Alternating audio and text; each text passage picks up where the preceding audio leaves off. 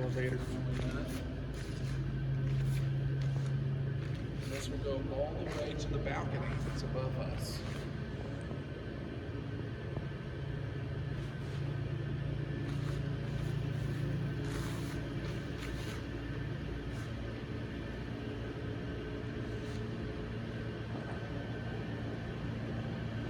It's interesting. In certain places on the floor you can't tell we're moving, and then when you look at the system of weights and pulleys and cables, like, oh, we're actually moving over up there.